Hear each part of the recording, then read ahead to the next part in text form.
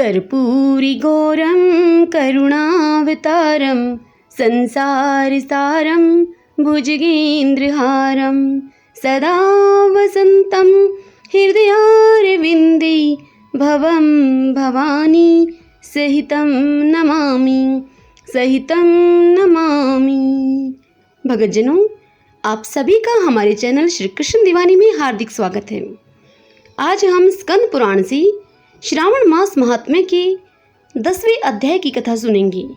आज की इस कथा में हम श्रावण मास में शनिवार को किए जाने वाले कृत्यों का वर्णन सुनेंगे। सब बोलिए शिव शंकर भगवान की जय। ओम नमः शिवाय। आइए अब कथा सुनते हैं। ईश्वर बोले, हे सनत कुमार, अब मैं आपसे शनिवार व्रत की विधि का वर्णन करूंगा, जिसका अनुष्ठान करने से मंदत्व नहीं होता है। श्रावण मास में शनिवार के दिन नरसिंह, शनि तथा अंजनी पुत्र हनुमान, इन 3 देवताओं का पूजन करना चाहिए। भीत पर अथवा स्तंभ पर नरसिंह जी की सुंदर प्रतिमा बनाकर हल्दी युक्त चंदन से और नीले, लाल या फिर पीले सुंदर पुष्पों से लक्ष्मी के सहित जगतपति नरसिंह का भलीभांति पूजन करके उन्हें खिचड़ी का नैवेद्य तथा कुंजर नामक शाक का भोग अर्पण करना चाहिए। उसी को स्वयं भी खाना चाहिए और ब्राह्मणों को भी खिलाना चाहिए। तिल का तेल तथा घृत स्नान भगवान नरसिंह को प्रिय है। शनिवार के दिन तिल सभी कार्यों के लिए प्रशस्त है।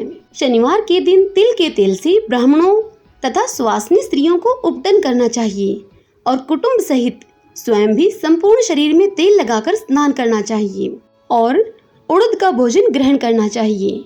इससे भगवान नरसिंह प्रसन्न होते हैं। इस प्रकार श्रावण मास में चारों शनिवारों में इस व्रत को करना चाहिए। उसके घर में लक्ष्मी पूर्ण रूप से स्थिर रहती है और धन धान्य की समृद्धि होती है। पुत्रहीन व्यक्ति पुत्र वाला हो जाता है और इस लोक में सब सुख भोग कर अंत में वह वैकुंठ प्राप्त करता है। नरसिंह की कृपा से मनुष्य की दिशाओं में व्याप्त रहने वाली उत्तम कीर्ति होती है। हे सौम्य, मैंने आपसे नरसिंह का यह उत्तम व्रत कहा। हे सनत कुमार, अब शनि की प्रसन्नता के लिए जो कुछ करना चाहिए आप उसे सुनिए। एक लंगड़े ब्राह्मण और उसके अभाव में किसी ब्राह्मण के शरीर में तिल का तेल लगाकर उसे उष्ण जल से स्नान कराना चाहिए और श्रद्धा युक्त होकर नरसिंह के लिए बताए गए अन्न या खिचड़ी को उसे खिलाना चाहिए। तत्पश्चात तेल, लोहा, काला तिल, काला उड़द, काला कंबल आदि प्रदान करना चाहिए। इसके बाद व्रती यह कहे कि मैंने यह सब शनि की प्रसन्नता के लिए किया है। शनिदेव मुझ पर प्रसन्न हो। तदंतर तिल के तेल से शनि का अभिषेक कराना चाहिए। उनके पूजन में तिल तथा उड़द के अक्षत प्रशस्त माने गए हैं। हे मुने, अब मैं शनि का ध्यान बताऊंगा, आप सावधान होकर उसे सुनिए। शनैश्चर कृष्ण वर्ण वाले हैं, मंद गति वाले हैं, काश्यप गोत्र वाले हैं, सौराष्ट्र देश में उत्पन्न हुए हैं और सूर्य के पुत्र हैं। व्रत प्रदान करने वाले हैं। दंड के समान आकार वाले मंडल में स्थित हैं। इंद्रनील मणि तुल्य कांति वाले हैं। हाथों में धनुष, बाण, त्रिशूल धारण किए हुए हैं। गिद्ध पर आरूढ़ हैं। यम इनके अधिदेवता हैं। ब्रह्मा इनके प्रत्यक्ष देवता हैं। ये कस्तूरी, अगरू का गंध तथा गूगल का धूप ग्रहण करते हैं। इन्हें खिचड़ी प्रिय है। इस प्रकार ध्यान की विधि कही गई है। इनके पूजन के लिए लोहमयी सुंदर प्रतिमा बनानी चाहिए।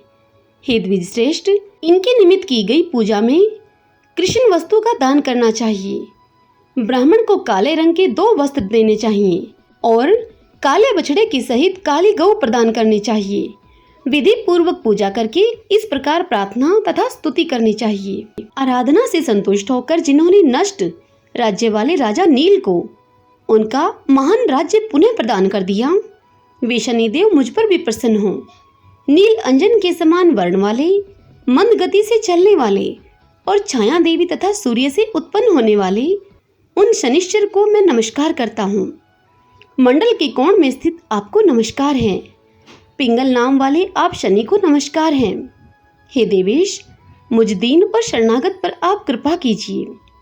इस प्रकार की स्तुति के द्वारा प्रार्थना करके बारंबार प्रणाम करना चाहिए। 3 वर्णों अर्थात ब्राह्मण, क्षत्रिय और वैश्य, इनके लिए शनि के पूजन में शनो देवी के इस वैदिक मंत्र का प्रयोग बताया गया है। और शूद्रों के लिए पूजन में नाम मंत्र का प्रयोग बताया गया है। जो व्यक्ति ददचित होकर इस विधि से शनिदेव का पूजन करेगा उसे स्वप्न में भी शनि का भय नहीं होगा। हे विप्र, जो मनुष्य श्रावण मास में प्रत्येक शनिवार के दिन भक्ति पूर्वक इस विधि से इस व्रत को करेंगे उन्हें शनैश्चर कृत लेश मात्र भी कष्ट नहीं होगा। जन्म राशि से पहले दूसरे, चौथे, पांचवें, सातवें और आठवें, नौवें तथा 12वें स्थान में स्थित शनि सदा कष्ट पहुंचाता है। शनि की शांति के लिए शम अग्नि इस मंत्र का जप कराना बताया गया है। उसकी प्रसन्नता के लिए इंद्र नीलमणि का दान करना चाहिए। हे सनत कुमार, इसके बाद अब मैं हनुमान जी की प्रसन्नता के लिए विधि का वर्णन करूंगा। हनुमान जी की प्रसन्नता के लिए श्रावण मास में शनिवार को रुद्र मंत्र के द्वारा तेल से उनका अभिषेक करना चाहिए। तेल में मिश्रित सिंदूर का लेप उन्हें समर्पित करना चाहिए। जपा कुसुम की मालाओं से, आक अर्थात धतूरे की मालाओं से, मंदार पुष्प की मालाओं से, बटक अर्थात बड़े के नैवेद्य से तथा अन्य उपचारों से भी यथाविधि अपने वित्त सामर्थ्य के अनुसार श्रद्धा भक्ति से युक्त होकर अंजनी पुत्र हनुमान जी की पूजा करनी चाहिए। तत्पश्चात बुद्धिमान को चाहिए कि हनुमान जी की प्रसन्नता के लिए उनके 12 नामों का जाप करें। हनुमान, अंजनी सुनु, वायुपुत्र, महाबल, रामेष्ट, फाल्गुन, सखा, पिंगाक्ष, अमृत विक्रम, उददीव कर्मण, सीता शोक विनाशक, लक्ष्मण प्राणदाता और 10 ग्रीव दर्पहा, ये 12 नाम हैं। जो मनुष्य प्रातःकाल उठकर इन 12 नामों को पढ़ता है उसका अमंगल नहीं होता और उसे सभी संपदा सुलभ हो जाती है। इस प्रकार श्रावण मास में शनिवार के दिन वायुपुत्र हनुमान जी की आराधना करके मनुष्य वज्र तुल्य शरीर वाला, निरोग और बलवान हो जाता है। अंजनी पुत्र की कृपा से वह कार्य करने में वेगवान तथा बुद्धि वैभव से युक्त हो जाता है। उसके शत्रु नष्ट हो जाते हैं, मित्रों की वृद्धि होती है और वह मनुष्य वीरशाली तथा कीर्तिमान हो जाता है। यदि साधक हनुमान जी के मंदिर में हनुमत कवच का पाठ करे तो वह अणिमा आदि 8 सिद्धियों का स्वामित्व प्राप्त कर लेता है और यक्ष, राक्षस तथा वेताल उसे देखते ही कंपित होकर तथा भयभीत होकर वेगपूर्वक 10 दिशाओं में भाग जाते हैं। हे सतम, शनिवार के दिन पीपल के वृक्ष का आलिंगन तथा पूजन करना चाहिए। शनिवार को छोड़कर अन्य किसी दिन पीपल के वृक्ष का स्पर्श नहीं करना चाहिए। शनिवार के दिन उसका आलिंगन सभी संपदाओं की प्राप्ति कराने वाला होता है। प्रत्येक मास में 7 वारों में पीपल का पूजन फलदायक है, किंतु श्रावण में यह पूजन अधिक फलप्रद है।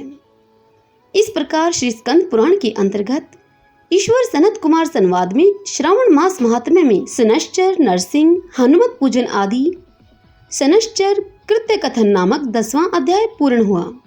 हरिओम तत्सत। सब बोलिए शिव शंकर भगवान की जय। ओम नमः शिवाय।